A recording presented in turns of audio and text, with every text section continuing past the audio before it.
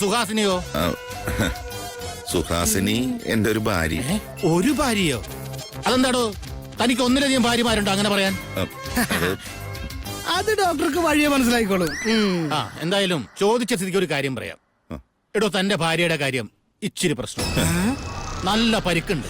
കുറഞ്ഞത് 2 മാസമെങ്കിലും റെസ്റ്റ് എടുക്കേണ്ടി വരും. പിന്നെ ഇതിനിടയിൽ എന്തെങ്കിലും അത്ഭുതം സംഭവിക്കുകയാണെങ്കിൽ ചിലപ്പോ പെട്ടെന്ന് എഴുന്നേറ്റ് നടന്നെന്നും വരാം. അതിന് തനിക്ക് ഭാഗ്യം വേണം. അതിനുള്ള ഭാഗ്യം എനിക്ക് ഉണ്ടാവില്ല ഡോക്ടർ. മീൻസ് എനിക്കൊരു ഇത്തിരിയെങ്കിലും ഭാഗ്യം ഉണ്ടായിരുന്നെങ്കിൽ ഇങ്ങനെ അവൾ ഹോസ്പിറ്റലിൽ കിടക്കേണ്ടി വരില്ലായിരുന്നു. എന്നാ ഞങ്ങൾ വരട്ടെ ഡോക്ടർ. അല്ല ഡോക്ടറെ, ഈ 1ാം നിലയിൽ നടുവുളുക്കി കിടക്കണ ഒരു പേഷ്യന്റ് ഇല്ലേ, ഹേമാംബര, അവരുടെ അവസ്ഥ എന്താ? അതും ഭയങ്കര പ്രശ്നമുള്ളൂ. ക്രിട്ടിക്കൽ സ്റ്റേജാണ്. 2 മാസം നല്ല റെസ്റ്റ് എടുക്കേണ്ടി വരും. ഭാഗ്യം വന്നപ്പോ രണ്ടുപേർക്ക് ഒരുമിച്ച് വന്നല്ലോ, ഇല്ലെങ്കിൽ അതിന്റെ പേരിൽ അവര് തമ്മിൽ ഇടിയായനെ. 1ാം നിലയിലെ പേഷ്യന്റിന്റെ ഭർത്താവിനോട് വരാൻ പറഞ്ഞിട്ടുണ്ട്. കാര്യങ്ങൾ അയാളെ പറഞ്ഞ് ബോധ്യപ്പെടുത്തണം. ഇനിയിപ്പോ എന്തായാലും അയാള് വരുന്നു തോന്നുന്നില്ല ഡോക്ടർ. എന്താടോ? കാരണം ആ ഭർത്താവ് ഞാൻ തന്നെ. സത്യമാണ് പറയണത്. 2 കെട്ടിയ നിങ്ങൾക്കാണോ ഭാഗ്യമില്ല എന്ന് പറയണത്? താനിപ്പോഴും ജീവിച്ചിരിക്കുന്നതന്നെ ഏറ്റവും വലിയ ഭാഗ്യമല്ലടോ. ഇങ്ങനെയുള്ള ഭാഗ്യം എനിക്കില്ലാതായി. ഇത് 1ാം നിലയിലേക്കുള്ള ചായ, ഇത് 2ാം നിലയിലേക്കുള്ള 2 ഇഡ്ഡലിയും കുറച്ച് സാമ്പാറും, ഇത് 3ാം നിലയിലുള്ള അംബുജാശേട്ടന് 10 പൊറാട്ടയും മട്ടൻ ചാപ്സും. നടുതളർന്ന് കിടക്കുകയാണെങ്കിലും ഇൻകമിങ്ങിന് ഒട്ടും കുറവില്ല. ഇതിന്റെ ഔട്ട് ഗോയിങ് ഞാൻ തന്നെ കോരേണ്ടി വരുമോ ആവോ? കേട്ടാ, ഇവിടൊക്കെ തിരക്ക് ഞാൻ. നീ എന്താടാ ഇവിടെ?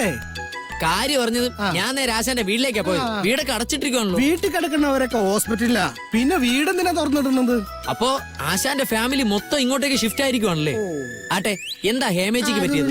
എന്താ സുഹാസിനി ചേച്ചി പറ്റിയത്? എന്താ നമ്മുടെ അംബുജാക്ഷൻ ചേട്ടന് പറ്റിയത്? എടാ ഞാനൊന്ന് പറയട്ടാ. അല്ല, നിങ്ങൾക്കൊക്കെ എന്താ പറ്റിയത്? സത്യത്തിൽ നിനക്കിപ്പോ എന്താ പറ്റിയത്? വീട് കാര്യം പറ. പറ്റിയതൊക്കെ അംബുജാക്ഷനാ, പറ്റിച്ച് സുഹാസിനി ചേച്ചി, പിന്നെ ഹേമ ചേച്ചിക്ക് അത് കയ്യിലിരിപ്പോണ്ട. ചേട്ടൻ എന്താ പറഞ്ഞു വരുന്നത്? എനിക്കൊന്നും മനസ്സിലാവുന്നില്ല. എടാ, ഏത് പുഴ കരകവിഞ്ഞ് ഒഴുകിയാലും അവസാനം വന്നു ചേരുന്നത് അറബിക്കടലാണല്ലോ. പിന്നെ തെളിച്ച് പറ ചേട്ടാ. എടാ, നമ്മുടെ ആശാനെ ഈ ഹോസ്പിറ്റലിൽ പറ്റിച്ചോണ്ടിരിക്കുകയെന്ന്. എടാ, മൂക്ക് മുട്ടക്കടത്തിലായ ആശാൻ 3 ആൾ താഴ്ചയിൽ മുങ്ങി. 3 നിലകളായി കിടക്കണ അമ്പുവേട്ടന്റെയും സുഹാസിനി ചേച്ചിയുടെ ബില്ല് കണ്ടു കഴിഞ്ഞാൽ ആശാൻ അപ്പൊ ഏങ്ങി മരിക്കും. അയ്യോ, കഷ്ടം തന്നെ. അല്ല, നീ എന്ത് ഇവിടെ കിടന്ന് ചുറ്റിക്കറങ്ങണത്? അല്ല, അംബുജാക്ഷൻ ചേട്ടനെ എന്റെ അഭിനയത്തിന് കുറച്ച് അഡീഷണൽ ഫിറ്റിംഗ്സ് പറഞ്ഞു തരാന്ന് പറഞ്ഞായിരുന്നു. നന്നായി. കുറച്ച് അഡീഷണൽ ഫിറ്റിംഗുമായിട്ട് അമ്പുവേട്ടൻ ഇവിടുത്തെ 3ാമത്തെ നിലയിൽ കിടപ്പുണ്ട്. വേദന വരുമ്പോ ഒരിക്കലും വരാത്ത ഭാവങ്ങളും മുഖത്ത് വരുന്നുണ്ട്. ഇപ്പൊ പോയി കണ്ടുപിടിച്ച നിനക്കൊരു തികഞ്ഞ നടനാവാം. അപ്പൊ ശരിക്കും അമ്പൂട്ടന് എന്താ പറ്റിയത്? എടാ പൊട്ടങ്ങണാപ്പാ, നീ ഇതാണ്ട് പിടിച്ചേ. ഈ സുഹാസിനി ചേച്ചി ആദ്യം വണ്ടി ഇടിച്ചതേ ഈ അമ്പുവേട്ടനിട്ടാ. അത് കഴിഞ്ഞിട്ട് ഒരു കൈനോട്ടക്കാരൻ, അത് കഴിഞ്ഞിട്ട് ഒരു പോലീസുകാരൻ, അവസാനം ചറപറ ഇടിയായിരുന്നു. അവസാനം വണ്ടി ഒരു മരത്തിൽ കൊണ്ട് ഇടിച്ചങ്ങ് നിർത്തി. അത് നന്നായി. ഇല്ലെങ്കിൽ അതൊരു മെഗാ സീരിയല് പോലെ അങ്ങോട്ട് പോയേനെ തന്നെ. അയ്യോ,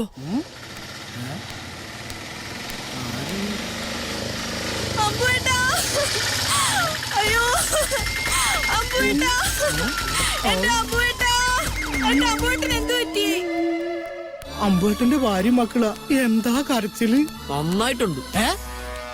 അല്ല, കരച്ചില് നന്നായിട്ടുണ്ടെന്ന്. എടാ എടാ, ഭാര്യമാർ ഒരുപാടുണ്ടായിട്ട് കാര്യമില്ല, നല്ലത് ഒരെണ്ണം മതി. ഇതുപോലെ എന്ത് സ്നേഹം അമ്പുവേട്ടനോടെന്നറിയോ? അതാ കരച്ചില് കേട്ടാലും അറിയാം. എന്റെ അലച്ചിലും ഇങ്ങനൊരു സ്നേഹനിധിയായ ഭാര്യയെ കിട്ടാൻ വേണ്ടി തന്നെയാ അവളെ ഞാൻ കിട്ടും. നീ ആരെ ചോട്ടണ കാര്യം പറയണു? അല്ല, അമ്പുവേട്ടനെ എനിക്ക് തരാമെന്ന് പറഞ്ഞ അഡീഷണൽ ഫിറ്റിംഗ്സിനെ പറ്റി പറയുമായിരുന്നു. അത് ഞാൻ പഠിച്ചെടുക്കും. എന്നിട്ടൊരു മികച്ച നടനാകും. എടാ, 2 മാസത്തേക്ക് അത് നിന്റെ വെറും സ്വപ്നം മാത്രമായിരിക്കും. അയ്യോ, അതെന്താ? ഉണ്ണിമോനെ, അത്രയ്ക്കും ഭീകരമായ അവസ്ഥയിലാണ് നമ്മുടെ അമ്പുവേട്ടൻ. എന്റെ അഡീഷണൽ ഫിറ്റിംഗ്സ് തൽക്കാലം ഇതും കഴിച്ച് ചായയും കുടിക്കുക. അത്രയും വിഷമമെങ്കിലും മാറുമല്ലോ.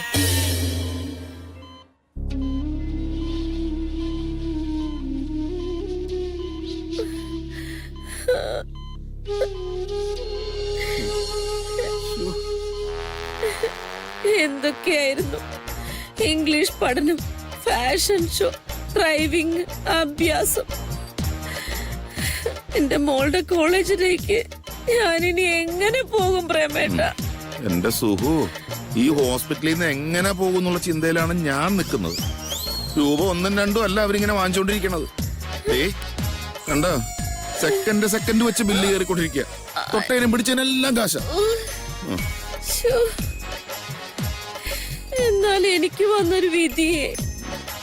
അവളുടെ കൂട്ടുകാരികളുടെ മുന്നിൽ അവൾക്കും അവളുടെ അമ്മമാരുടെ മുന്നിൽ എനിക്കും അടിച്ചു പൊളിക്കാനുള്ള നല്ലൊരു അവസരമായിരുന്നു. അതാ നഷ്ടമായത്. എന്റെ സുഹു, നഷ്ടങ്ങളുടെ കണക്ക് ഓർക്കാനാണെങ്കിലേ അതിനേ നേരം കാണും. എടി, അങ്ങനെയാണെങ്കിൽ ഞാനൊക്കെ എന്നേ മണ്ണിന്റെ അടിയിൽ പോയേനെ. നീ ഇപ്പൊ അതൊന്നും ഓർക്കാതെ സുഖമായിട്ട് കിടന്നുറങ്ങാൻ നോക്ക്. ഉറങ്ങാനോ? ഞാനോ? എന്റെ പ്രേമേട്ട, എന്റെ വീഴ്ച കണ്ട് സന്തോഷിക്കാനിരിക്കുന്ന ആ ഹേമയുടെ മുന്നില് ഞാൻ ഈ കിടപ്പ് എങ്ങനെ കിടക്കും? ഇനി അവളെങ്ങാനും റിയാലിറ്റി ഷോയ്ക്ക് പോയി തുള്ളിക്കളിച്ച് ഫ്ലാറ്റ് വാങ്ങിയെങ്ങാനും വന്ന പിന്നെ തീർന്നു. അയ്യോ, ഞാൻ പിന്നെ ജീവിച്ചിരിക്കണോ പ്രേമേട്ട? അത് ശരി. അപ്പൊ അതോർത്തിട്ടാ നിനക്ക് ഉറക്കം വരാത്തത് അല്ലേ? എന്നാലേ അക്കാര്യം ഓർത്ത് നീ വിഷമിക്കണ്ട. അതെന്താ? ഫ്ലാറ്റ് വാങ്ങിക്കാൻ വേണ്ടി അരയും തലയും മുറുക്കി ഡാൻസ് പഠിച്ച ഹേമ ഇപ്പോ അരമണ്ഡലത്തിലിരിപ്പ. അനക്കൂല്ല. എന്നിട്ടെന്താ, 1ാം നിലയിലെ ഐസുയി കിടത്തിക്ക. സത്യം? നിനക്കറിയോ, ഞാനിവിടെ 1ാം നിലയിലും 2ാം നിലയിലും 3ാം നിലയിലുമായിട്ട് ഓട്ടപ്രദക്ഷിണം നടത്തിക്കൊണ്ടിരിക്കുക. 3ാം നിലയിലോ? അതെ. അവിടെ ആരാ? ഹേമ 1ാം നിലയിലല്ലേ?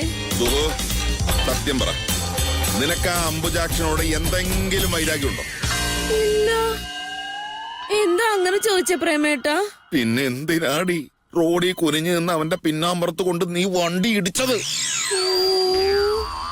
അത് അംബുജാക്ഷനായിരുന്നോ? ചുമ്മാതല്ല, മുഖം കണ്ടില്ലെങ്കിലും വണ്ടി കൊണ്ട് ഇടിച്ചപ്പോഴേ എനിക്ക് തോന്നി അത് നമ്മുടെ പഞ്ചായത്തിൽ തന്നെയുള്ള ആരോ ആണെന്ന്. എന്ത്? അത് നിനക്ക് എങ്ങനെ മനസ്സിലായി? ഇടികൊണ്ട് തെറിച്ചു വീണ വീഴ്ചയിലേ നമ്മുടെ ചുറ്റുവട്ടത്ത് മാത്രം പ്രയോഗിക്കുന്ന ഒരു മുട്ടൻ തെറി ഞാൻ കേട്ടിരുന്നു. എനിക്കിപ്പോ ഉറപ്പായി അംബുജാക്ഷന് വണ്ടി ഇടിച്ചത് ഞാൻ തന്നെയാ. സുഹു, നീ ഒന്ന് പതുക്കെ പറ. എടി, അമ്പ് കേസ് കൊടുത്താ നീ അകത്താ. വണ്ടി കൊണ്ടിടിച്ചവനെയും അവന്റെ കുടുംബത്തെയും കുളം തോണ്ടുവന്ന് നാഴികയ്ക്ക് 40 വട്ടം വായിട്ട് അലച്ചോണ്ടിരിക്കുക അവൻ. അയ്യോ, അപ്പോ ഞാനാണ് വണ്ടി ഇടിച്ചെന്ന് അവന് മനസ്സിലായിട്ടില്ല അല്ലേ? അതിപ്പോഴും മനസ്സിലായിട്ടില്ല. രക്ഷപ്പെട്ടു. പക്ഷേ അവന്റെ കയ്യില് നമ്മുടെ വണ്ടിയുടെ നമ്പർ ഉണ്ട്. അതവൻ കിടന്ന കിടപ്പില് തലതിരിച്ചെഴുതി സൂക്ഷിച്ചു വച്ചിരിക്ക. നീ പേടിക്കണ്ട. ഞാൻ ചെന്ന് അവനെ കണ്ട് എങ്ങനെയെങ്കിലും എന്തെങ്കിലും ഒക്കെ പറഞ്ഞ് കോംപ്രമൈസ് ചെയ്യാൻ പറ്റുമെന്ന് നോക്കട്ടെ. എടീ, നീ അകത്ത് പോകാണ്ട് നോക്കേണ്ടത് എന്റെ കടമയായി പോയില്ലേ?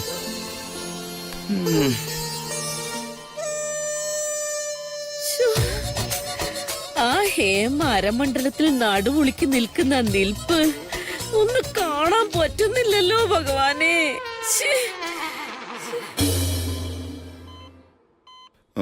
വേദനയുണ്ടോടാ അമ്പു? ഏയ്, നല്ല സുഖം. ചില സമയത്ത് സുഖം കൂടി കൂടി വരും ആശാനെ. അപ്പോ കണ്ണു നിറഞ്ഞൊഴുകും.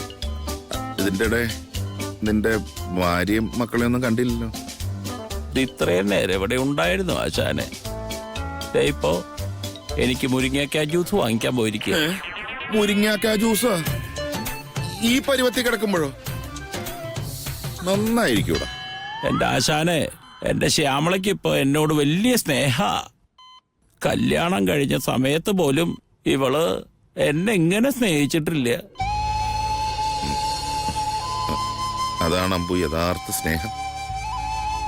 നിനക്ക് സ്നേഹം കിട്ടേണ്ടത് ഈ സമയത്ത് തന്നെ.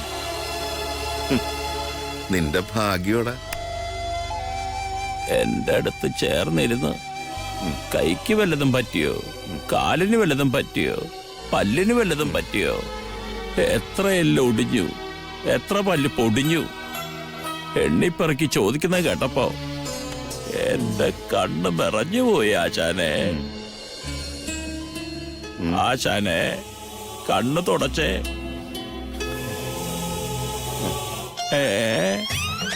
ആശാന്റെ കണ്ണല്ല, എന്റെ കണ്ണ്.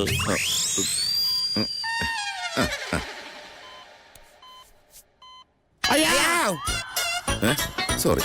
ആ, അവളുടെ സ്നേഹം തിരിച്ചറിയാൻ എന്റെ പിന്നാമ്പുറത്തൊരു വണ്ടി ഇടിക്കേണ്ടി വന്നു.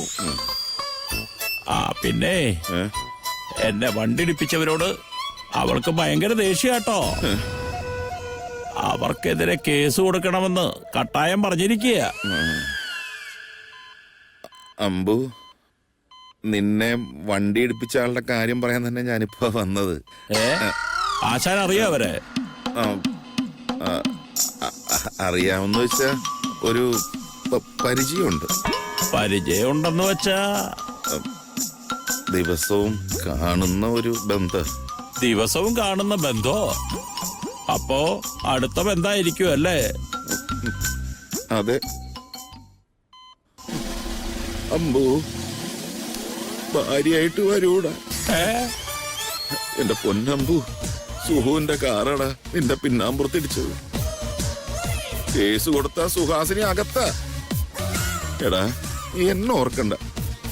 നിന്റെ ആശാൻ പപ്പുക്കുട്ടി ആശാനെ ഓർത്ത് നീ ഈ കേസിൽ നിന്ന് പിന്മാറണം. സോറി. ഓഹോ, ആശാനെ. ഓ, സുഹാസിനി. എന്റെ പൊന്നമ്പു, നീ മറ്റൊന്നും വിചാരിക്കണ്ട. ഒരു ഗുരുദക്ഷിണ അത് മാത്രം ഓർത്താ മതി പ്ലീസ്. അപ്പൊ പറഞ്ഞ പോലെ നിന്റെ എല്ലാ കാര്യങ്ങളും ഞാൻ നോക്കിക്കോളാം. ആശാനെ. അപ്പൊ പറഞ്ഞ പോലെ ഗുരുദക്ഷിണ, ഗുരുദക്ഷിണ. അല്ല, ഞാൻ ആശാൻ പോയോ? ഓ, ഞാനിനി ശ്യാമളോട് എന്ത് പറയും ഈശ്വര? ഓ, എന്റെ വക്കീലുള്ള കാര്യം പറ. എത്ര കാശ് കിട്ടും? അതിപ്പോ അയാളുടെ കിടപ്പ് എങ്ങനെയാണെന്ന് അറിയാതെ ഞാൻ എന്ത് പറയാനാ? ശ്വാസം പോയിട്ടില്ലെന്നേ ഉള്ളൂ, ബാക്കിയൊക്കെ പഞ്ചറാ. എത്ര ലക്ഷം കിട്ടും? ശ്യാമളെ, ഇതിനൊക്കെ ഓരോ നിയമങ്ങളുണ്ട്. അതനുസരിച്ച് ലക്ഷങ്ങളും കോടികളും കിട്ടൂ. ക്ലെയിം ചെയ്യുമ്പോ ബലം വേണം, ഇല്ലെങ്കിൽ വാദി പ്രതിയാകും. ഏതൊക്കെ രീതിയിലുള്ള ബലവാ വക്കീലിന് വേണ്ടത്? ശ്യാമളെ, എല്ല്, പല്ല്, കണ്ണ്, ഇതിനൊക്കെ കാശാ. പക്ഷെ ചതവിന് ഒരു രക്ഷയുമില്ല. 5ന്റെ കാശ് കിട്ടൂല. എങ്കിൽ നമുക്ക് ചതവ് വേണ്ട. ഏ? ഇനി പല്ല് പോയിട്ടില്ലെങ്കിൽ 2 അടിച്ചു കൊഴിക്കുന്ന കാര്യം ഞാൻ ഏറ്റു. വക്കീലെ, ആറ്റുനോറ്റ് കിട്ടിയ ഒരു ആക്സിഡന്റാ ഇത്. മാക്സിമം മുതലാക്കിയില്ലേ പണി പാളുവേ. അങ്ങേരെ ആയ കാലത്തോ പണിയെടുത്ത് 5ന്റെ പൈസ സമ്പാദിച്ചിട്ടില്ല.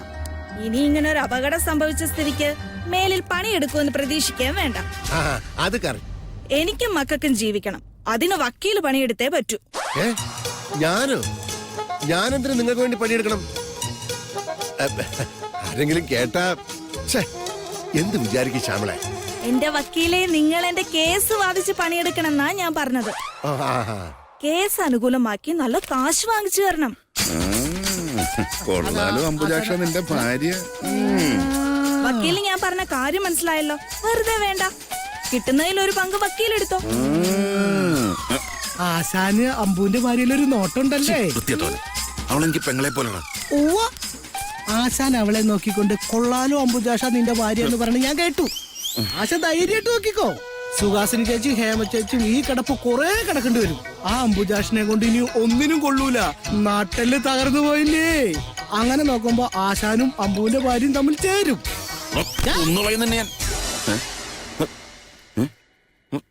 പോയോ? ആ, കാന്റീനിൽ കാണും തീറ്റ മാടൻ.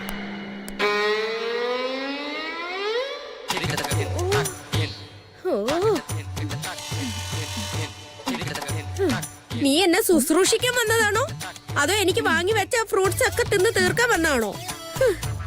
നല്ല പുളിയുണ്ട്, അതാ ഞാൻ എന്റെ അമ്മക്ക് തരാത്തെ. അമ്മ പുളിയുള്ളതൊന്നും കഴിക്കില്ലല്ലോ. പുളിയുള്ളതൊന്നും കഴിക്കാൻ പറ്റാത്ത അത്ര അസുഖമൊന്നും എനിക്കില്ല. പിന്നെ നീ ഈ കാണിക്കുന്ന കാണുമ്പോ എനിക്ക് അല്പം പുളിക്കുന്നുണ്ട്. പക്ഷെ അതല്ലമ്മേ, ഇപ്പോഴത്തെ ഈ ഫ്രൂട്ട്സിലൊക്കെ മുഴുവൻ കീടനാശിനി അടിച്ചിരിക്കുക. ഈ അവസ്ഥയിൽ ഇതൊക്കെ കഴിച്ചാ അമ്മയ്ക്ക് ഇൻഫെക്ഷൻ ഒക്കെ ഉണ്ടായാലോ? അതല്ല ഞാൻ എന്റെ അമ്മയ്ക്ക് തരാത്തെ. എനിക്കിത് വേണം. നിന്റെ വാക്ക് കേട്ട് ചാടി പുറപ്പെട്ടത് കൊണ്ടാണല്ലോ എനിക്ക് ഈ ഗതി വന്നത്. അയ്യാ. അല്ലാതെ 1.5 കോടിയുടെ ഫ്ലാറ്റ് മോഹിച്ചിട്ടല്ല. ഫ്ലാറ്റ് മോഹിച്ചോന്നുള്ളത് ശരിയാ. പക്ഷെ അവളെ പോലൊരു ഒടങ്കൊല്ലി കാർ എടുത്ത് നാട്ടുകാരെ മുഴുവൻ ഇടിച്ചിട്ടില്ലല്ലോ. അതില്ല. നാട്ടുകാരെ ഇടിച്ചിട്ട് തലകുത്തി മറിഞ്ഞ ആ കാറില് റോട്ടിൽ അവള് പഞ്ചറായി കിടക്കുന്ന കണ്ട് മനസ്സ് നിറഞ്ഞൊന്നും സന്തോഷിക്കാൻ പറ്റിയില്ലല്ലോ. എന്തായാലും രണ്ടുപേർക്കും ഒപ്പത്തിനൊപ്പം ഹോസ്പിറ്റലിൽ വന്ന് കിടക്കാൻ പറ്റിയല്ലോ. ഇനി ഡിസ്ചാർജ് ആയി വീട്ടിലേക്ക് പോകുമ്പോ പരസ്പരം കാണുകയും ചെയ്യാം. സുഹേച്ച് എത്രാമത്തെ നില കിടക്കുന്നെന്നാ പറഞ്ഞേ? 2ാമത്തെ നിലയില്. നമ്മളോ? ഇത് 1ാമത്തെ നിലയാ.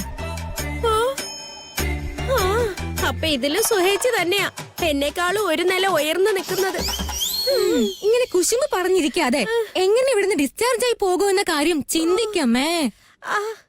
അച്ഛനവിടെ അതിന് ടെൻഷനില്ല. പ്രമാണം വെച്ചിനി കാശെടുക്കാൻ പറ്റൂല. മറ്റു വഴികളൊക്കെ ഏതാണ്ട് അടഞ്ഞ പോലെയാ. ബില്ലടയ്ക്കാൻ കാശില്ലാതെ ഈ ആശുപത്രി അടിച്ചു വാരി തൂത്ത് ഇവിടത്തെ പണിക്കാരിയായി ഇവിടെ തന്നെ കൂടേണ്ടി വരുമോ ഈശ്വരാ? എന്റെ അച്ഛനല്ലേ, എന്തെങ്കിലും ഒരു വഴി കാണാതിരിക്കില്ല. എങ്ങനെ വീണാലും 4 കാലിൽ വീഴുന്ന ആളാണ് എന്റെ അച്ഛൻ. അമ്മ നോക്കിക്കോ.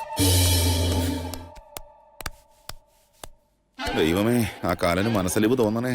എന്നെയാണ് വേറൊരു കാലിന്റെ കാര്യം. ഹലോ അവറാച്ച, അവറാച്ച ഞാനാ പ്രേംലാൽ. മനസ്സിലായില്ലേ?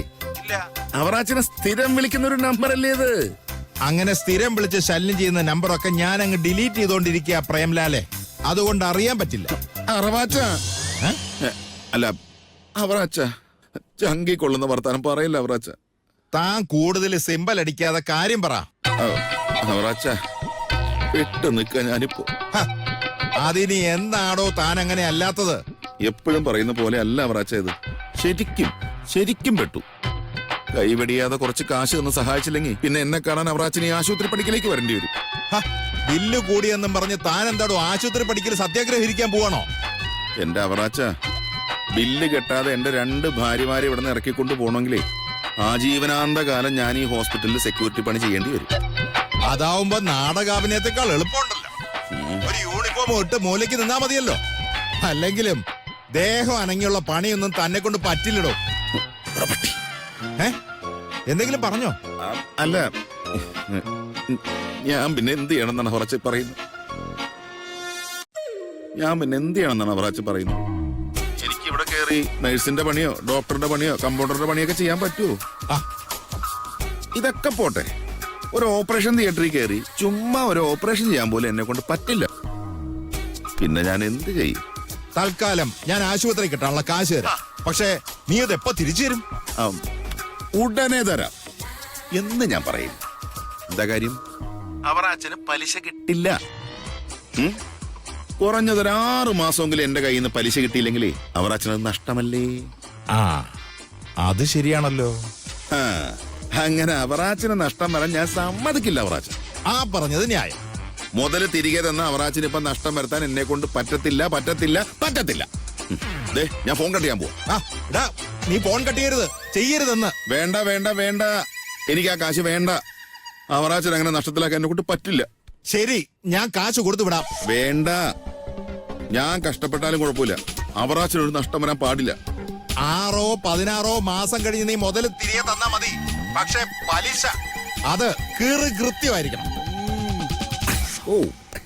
ഇങ്ങനെയുള്ള മണ്ടന്മാർ ഈ ലോകത്തുള്ളപ്പോ എന്നെയാണ് എന്റെ പൊന്ന് ചേട്ടൻ പിന്നെ വന്നോ? നിങ്ങളെയല്ല, ലോകത്ത് പിന്നെ മണ്ടന്മാരില്ലേ? ചെല്ല് പോ. ഓ എന്റെ അമ്മോ, അയാൾക്ക് കേസ് കൊടുക്കാൻ പറ്റില്ല പോലും. ശ്യാമള പോവാണോ? പോവാ. രൂപ 5 ലക്ഷം കിട്ടുന്ന കാര്യമായിരുന്നു. ഇങ്ങനെ കാശിന് പ്രയോജനമില്ലാത്ത ഒരാളെയാണല്ലോ എനിക്ക് തന്നത്. അവൻ അങ്ങനെ പറഞ്ഞോ? പിന്നല്ലാതെ. ഒന്നും വേണ്ടാന്ന് പറഞ്ഞ് വാശിയെടുത്ത് കിടക്കുകയല്ലേ. ആരെങ്കിലും നോക്കട്ടെ, എനിക്ക് വയ്യ. ഒന്നുകിൽ പറഞ്ഞാ മനസ്സിലാക്കണം, ഇല്ലെങ്കിൽ സ്വയം തോന്നണം. ഇത് രണ്ടും ഇല്ലെന്ന് പറഞ്ഞാലോ? അയാൾക്ക് കേസ് കൊടുക്കാൻ പറ്റില്ല പോലും. ശ്യാമളെ അത് ഒന്നുകൂടി ഒന്ന് ആലോചിച്ചിട്ട്. എനിക്കൊന്നും ആലോചിക്കാനില്ല. വണ്ടിടിപ്പിച്ച ആളെയൊക്കെ അയാൾക്കറിയാം, പക്ഷെ പറയില്ല. അപ്പൊ കിട്ടുന്ന കാശിലൊരു ഓഹരി ഞങ്ങൾക്കും കൂടെ തരണ്ടേ? അതങ്ങേർക്ക് ഇഷ്ടമല്ല. അതുകൊണ്ട് ഒറ്റയ്ക്ക് കിടന്ന് പഠിക്കട്ടെ. ഞങ്ങള് പോവാ. വാ പിള്ളേരെ. അല്ല പോലെ ശ്യാമള, ഞാൻ